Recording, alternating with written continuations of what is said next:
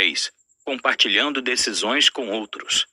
A questão-chave na liderança é até que ponto o líder designado, nomeado ou eleito, deve compartilhar decisões com outros, membros de equipe ou colegas. É claro que esta é também uma questão para todos nós. Até que ponto devemos tomar as nossas decisões depois de um pensamento solitário e silencioso, ou até onde devemos consultar os outros? Seu papel como líder. Antes de olhar em conjunto para o aspecto de tomada de decisão da liderança, deixe-me colocá-lo em contexto, lembrando-lhe o papel genérico do líder, verdadeiro para todos os campos de trabalho e todos os níveis de liderança. Se você olhar atentamente para assuntos envolvendo liderança, há sempre 3 elementos variáveis: o líder, a situação, o grupo. Há o líder, com suas qualidades e personalidade e caráter, mas há a situação, em parte constante, em parte variável, e depois o grupo, com suas necessidades e valores. De fato, os grupos de trabalho são sempre diferentes, tal como os indivíduos. Depois de se unirem, eles logo desenvolvem uma personalidade de grupo. Assim, o que funciona em um grupo pode não funcionar em outro. Todos os grupos e organizações são únicos. No entanto, isso é apenas metade da verdade. A outra metade é que os grupos de trabalho, como indivíduos, têm certas necessidades em comum. Há 3 áreas de sobreposição de necessidades que são centralmente importantes: necessidade de tarefa, necessidade de manutenção da equipe e necessidades individuais. Dica: é melhor não fazer suposições quando se é novo em um grupo de trabalho. As necessidades individuais e do grupo são sempre complexas e levam tempo para serem compreendidas. Necessidade da tarefa. Grupos de trabalho e organizações existem porque é uma tarefa a ser feita que é muito grande para uma pessoa só. Você pode escalar uma colina ou uma pequena montanha sozinho, mas não o Monte Everest. Precisa de uma equipe para isso. Por que chamar isso de necessidade? Porque a pressão constrói uma força-tarefa para realizar o desafio comum. As pessoas podem sentir-se muito frustradas se forem impedidas de realizar isso. Necessidade de manutenção da equipe. A necessidade de manutenção não é tão fácil de perceber quanto a necessidade da tarefa. Como em um iceberg, grande parte da vida de qualquer grupo está abaixo da superfície. A distinção entre o fato de que a tarefa precisa de coisas e o de que a manutenção da equipe envolve pessoas não ajuda muito. Mais uma vez, é melhor pensar em grupos que são ameaçados de fora, por forças que visam a sua desintegração, ou de dentro, por pessoas ou ideias perturbadoras.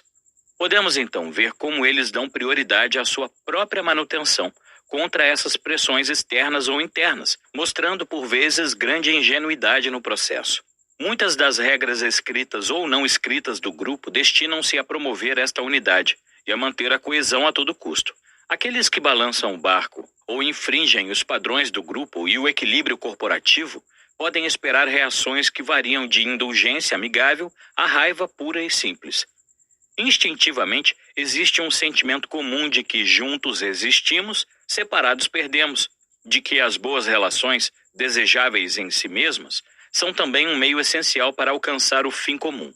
Eu chamo essa necessidade de criar e promover a coesão do grupo de necessidade de manutenção da equipe. Afinal, todos sabemos o que é uma equipe. Necessidades individuais. Terceiro, os indivíduos trazem para o grupo as suas próprias necessidades. Necessidades físicas, comida, abrigo. Hoje em dia elas são grande parte atendidas com pagamento de salários. Necessidades psicológicas, reconhecimento, uma sensação de fazer algo que vale a pena, status. Há também necessidades mais profundas de dar e receber de outras pessoas no contexto de trabalho. Dica: para ajudá-lo a considerar as necessidades de um indivíduo, simplesmente coloque-se no lugar dele e pense cuidadosamente sobre como você se sentiria se fosse essa pessoa. Essas necessidades individuais são talvez mais profundas do que percebemos. Elas nascem das profundezas da nossa vida comum como seres humanos. Podem atrair-nos ou repelir-nos de qualquer grupo. Subjacente a todas elas está o fato de que as pessoas precisam umas das outras, não apenas para sobreviver, mas para alcançar e desenvolver a personalidade. Os 3 círculos interagem. Essas 3 áreas de necessidade se sobrepõem e se influenciam mutuamente. Se a tarefa comum for cumprida, por exemplo, isso tende a estabelecer a equipe e satisfazer as necessidades humanas pessoais dos indivíduos. Se houver uma falta de coesão no círculo da equipe, uma falha na manutenção da equipe, então o desempenho na área de tarefas será claramente prejudicado e a satisfação dos membros individuais será reduzida. Hoje em dia, quando mostro o modelo em um slide de retroprojetor, costumo colorir os círculos de vermelho, azul e verde, pois a luz, não o pigmento, refrata nessas 3 cores primárias. É uma forma de sugerir que os 3 círculos formam um modelo universal. Não importa a sua área, em qualquer nível de liderança, líder de equipe, líder operacional ou líder estratégico. Há 3 coisas em que você deve estar sempre pensando: tarefa, equipe e indivíduo. Dica: tente entender a liderança como uma atividade centrada no outro e não como uma atividade egocêntrica. O modelo dos 3 círculos é simples, mas não simplista ou superficial. Tendo em conta essas 3 cores primárias, podemos fazer uma analogia com o que está acontecendo quando vemos um programa de televisão. As imagens coloridas em movimento são compostas por pontos das 3 cores primárias e nas áreas sobrepostas 3 cores secundárias. É somente quando você se afasta do quadro complexo da vida no trabalho que começa a ver a imagem subjacente dos 3 círculos. É claro que nem sempre são tão equilibrados e claros como o modelo sugere, mas ainda assim estão lá. Exercício. Miguel teve o prazer de ser promovido a um novo cargo de liderança em um departamento na agência de marketing digital em que trabalhava. Ele já havia sido gerente de uma pequena equipe, mas a nova função lhe deu responsabilidade pela liderança de uma equipe maior e de um mandato mais amplo, incluindo uma nova parcela crítica de trabalho com prazos desafiadores a serem cumpridos. Ele sabia que iria, por vezes, pedir à sua equipe para se esforçar além do limite. Miguel teve o cuidado de conhecer todos os membros de sua equipe e entender o trabalho que eles faziam. Ele passou momentos com cada um dos indivíduos. Ficou impressionado com o compromisso deles, especialmente em ver como trabalhavam até tarde, ocasionalmente, para concluir o trabalho e cumprir os prazos. Miguel então olhou para as práticas de trabalho do departamento e ficou surpreso ao saber que o gerente anterior não era rígido em relação aos horários de início e final dos turnos do grupo e que uma abordagem informal de horário flexível era implementada. Preocupado com a situação, com a carga de trabalho que sabia que estava por vir, Miguel disse à equipe que esperava que todos estivessem em suas mesas às 9 horas da manhã, para que não perdessem tempo valioso no início do dia. Ele lhes contou o quanto deveriam estar ocupados nas próximas semanas. Miguel sempre esteve em sua mesa às 9 horas da manhã e acreditava firmemente no conceito de Deus ajuda quem cedo madruga. À medida que o primeiro prazo crítico de negócio se aproximava, Miguel observou que, enquanto sua política de início do turno às 9 horas estava sendo cumprida, vários membros da equipe não estavam dispostos a trabalhar além do horário de término acordado. E, como resultado, a capacidade da equipe de cumprir os prazos estava sob ameaça. Como líder, Miguel considerou a situação e o grupo, ou suas prioridades pesaram mais em relação um do que ao outro? Embora ele parecesse entender a necessidade da tarefa, ele atendeu às necessidades de manutenção da equipe e às necessidades individuais enquanto estabelecia medidas para completar a tarefa. As funções da liderança. Como tudo isso se relaciona com a liderança? Simples. Para alcançar a tarefa comum e manter o trabalho em equipe, é necessário realizar determinadas funções. Uma função é o que você faz, em oposição a uma qualidade que é um aspecto do que você é. Por exemplo, alguém tem que definir os objetivos, elaborar um plano ou manter a equipe unida, se ela for ameaçada por forças perturbadoras. Agora estamos em terreno conhecido, pois você pode aprender a fornecer as funções de liderança que são exigidas pelas necessidades da tarefa, da equipe e individuais. Essa é a porta de entrada para uma liderança eficaz. A abordagem funcional aqui apresentada é também por vezes designada por liderança centrada na ação. A função é um elemento de um grupo de ações relacionadas que contribuem para o desenvolvimento ou manutenção, assim como cada parte do corpo tem a sua função em relação ao todo. Ela vem de uma palavra latina que significa performance. Às vezes é usada mais amplamente para significar o que eu tenho chamado de papel, o tipo especial de atividade própria de um cargo profissional. Mais adiante, irei enumerar as principais funções que são necessárias para que a tarefa seja realizada, a equipe se mantenha unida e as necessidades dos indivíduos sejam atendidas. Não se deve supor que um líder tem que desempenhar todas essas funções sozinho. De fato, em grupos de mais de 5 indivíduos, há contribuições ou atividades funcionais demais para que uma pessoa as realize sozinha. As funções têm que ser compartilhadas e, por vezes, no todo ou em parte, delegadas. Ou, dito de outra forma, todos os membros da equipe são responsáveis, mesmo que não legalmente, pelos 3 círculos. A diferença entre um membro eficaz da equipe e um líder eficaz não é grande. É mais um papel do que um compromisso com os 3 círculos ou uma habilidade para atender às necessidades comuns. Obviamente, a tomada de decisões será potencialmente um ingrediente em todos os domínios funcionais. O planejamento é um bom exemplo. Planejar significa construir uma ponte mental que leva de onde você está agora para onde você quer estar quando tiver alcançado o seu objetivo. A função de planejamento atende à necessidade do grupo de realizar a sua tarefa respondendo à pergunta como.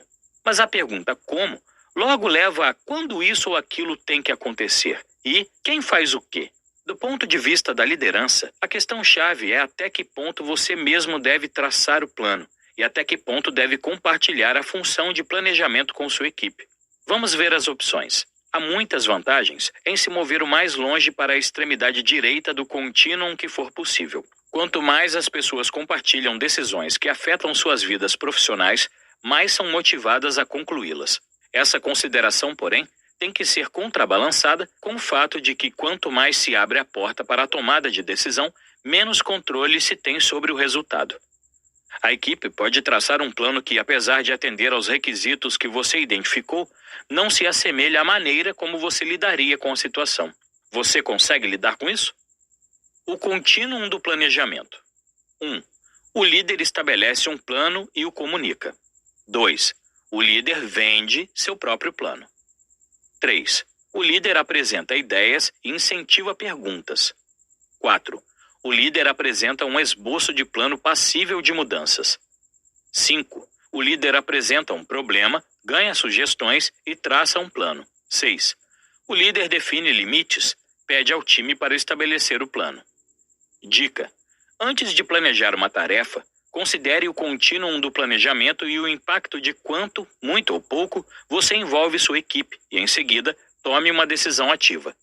Onde você deve agir dentro do contínuo do planejamento depende de vários fatores-chave, levando em consideração o tempo disponível para planejar e o nível de competência dos membros da equipe. Não há nenhum estilo certo. Os melhores líderes são consistentes, sabem que têm a consideração da equipe e são, em muitos aspectos, previsíveis. Porém, quando se trata de tomar decisões, são infinitamente flexíveis. Assim, um bom líder, trabalhando com indivíduos ou equipes, vai operar em diferentes pontos da escala durante um mesmo dia. Uma vez iniciado o trabalho sobre o plano, pode ser necessário rever ou adaptá-lo de acordo com as circunstâncias ou condições. Outra vez, você deve seguir um caminho intermediário entre a necessidade perene de flexibilidade à medida que a mudança se desenrola e uma certa persistência ou tenacidade em manter o plano. Certamente, permitir mudanças desnecessárias em excesso no plano pode gerar confusão. Como diz o provérbio militar, ordem, contra ordem, desordem. Dica: ao considerar mudar um planejamento, você precisa pensar sobre o impacto de sua decisão. Você pode usar a ferramenta Impacto de Decisão fornecida no apêndice para ajudá-lo. Exercício: você consegue pensar em um momento em que um gestor de linha lhe pediu para fazer alguma coisa, depois mudou de ideia e depois mudou novamente? Como se sentiu? Isso teve algum impacto na equipe como um todo? Lembre-se sempre de que todos os que trabalham para você têm 10 bilhões de células cerebrais. Se o tempo permitir, vale sempre a pena ouvir as pessoas. Você será constantemente surpreendido com a qualidade do pensamento e das ideias disponíveis. Quando a Ford Dunlop foi adquirida pela Sumitomo, a administração japonesa pediu à força de trabalho ideias para poupar dinheiro. Um funcionário júnior poupou à empresa 100 mil libras por ano em eletricidade, sugerindo que algumas luzes fluorescentes na enorme fábrica não precisavam ser usadas. Uma ideia que ele tinha há anos. Na verdade, você deve desenvolver o hábito de ouvir ideias, seja com determinada decisão em mente ou como uma estratégia mais ampla. Existem muitas ideias para aqueles que estão prontos a recebê-las. O grande líder empresarial Roy Thomson capitalizou parte dessa riqueza potencial. Do meu ponto de vista, todas as pessoas têm uma ideia, e uma em cada dúzia delas deve ser uma boa ideia. Se você tiver que conversar com uma dúzia de pessoas para ter uma boa ideia, Mesmo que seja apenas o vislumbre de uma ideia, não será um desperdício de trabalho.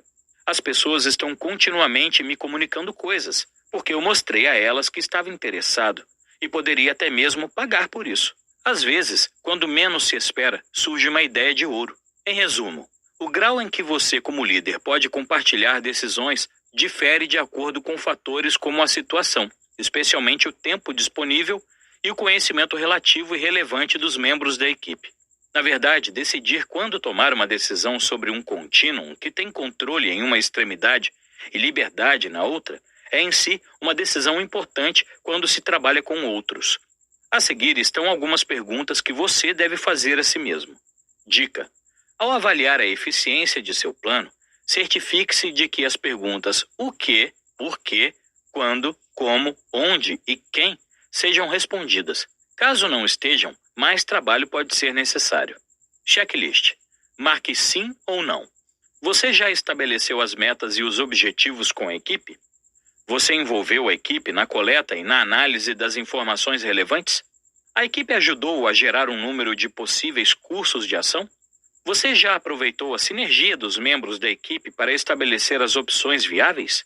Você já testou o consenso para ver até que ponto, nas circunstâncias, o curso da ação que você prefere é visto como melhor?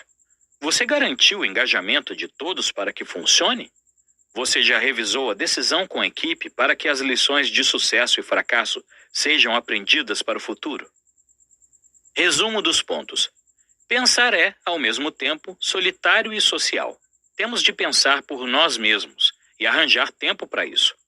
Porém, também precisamos falar com os outros e ouvi-los, para estimular e encorajar novas perspectivas e novas ideias. A conversação, no seu melhor, é uma forma de pensamento mútuo. O papel de um líder é definido pelos 3 círculos de necessidade: tarefa, equipe e indivíduo, e pelo conjunto de funções de resposta. A comunicação e a tomada de decisões são dimensões complementares. Uma questão fundamental para todos os líderes é até que ponto eles devem compartilhar decisões com sua equipe ou seus colegas. Quanto mais você compartilhar decisões, maior será a qualidade da decisão. Além disso, quanto mais as pessoas compartilham decisões que afetam diretamente suas vidas profissionais, mais tendem a ser motivadas a implementá-las. No entanto, a exigência da situação, escassez de tempo e fator de crise restringe por vezes a possibilidade de a decisão ser compartilhada. Também é preciso lembrar que quanto mais você compartilha uma decisão, menos controle tem sobre a qualidade e a direção da decisão resultante. Então, é preciso que isso seja ponderado. Quando o processo de tomada de decisão terminar, ainda será necessário tomar a decisão. Fora dos limites da tomada de determinada decisão, você deve estar sempre aberto às ideias, sugestões e informações que as pessoas lhe oferecem. Quanto mais você mostrar interesse, mais as pessoas compartilharão com você. 10% das ideias delas valem ouro. 3 sapateiros com suas inteligências combinadas são iguais a Zhang Liang, mestre da mente. Provérbio chinês.